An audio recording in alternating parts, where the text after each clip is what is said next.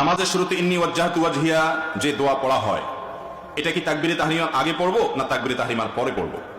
আমাদের দেশে অনেক মানুষ আছেন এটাকে জায়নামাজের দোয়া বলেন। আপনাদের এলাকায় আছে যে ইন্নী ওয়াজ্জাহতু ওয়াজহিয়া লিল্লাযী ফাতারাস সামাওয়াতি ওয়াল আরদা হানিফা ওয়া মা আনা মিনাল মুশরিকিন।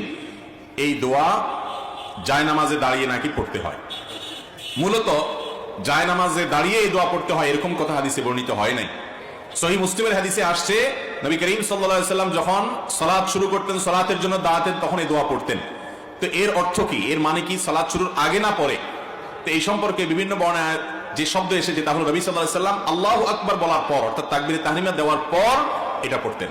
তার মানে সুবহানাকাল্লাহুম্মা ওয়া বিহামদিকা আমরা যে সানা পড়ি তাকবীরে তাহরিমার পরে দোয়ায়ে ইস্তিফতাহ বা সালাত শুরুর দোয়া যেটাকে বলা হয়, ওই দোয়ার জায়গায় নবী করিম সাল্লাল্লাহু আলাইহি ওয়াসাল্লাম অনেক সময় কোন সময় এই ইন্নী ওয়াজ্জাহতু এই দোয়াটা পাঠ করতেন। অতএব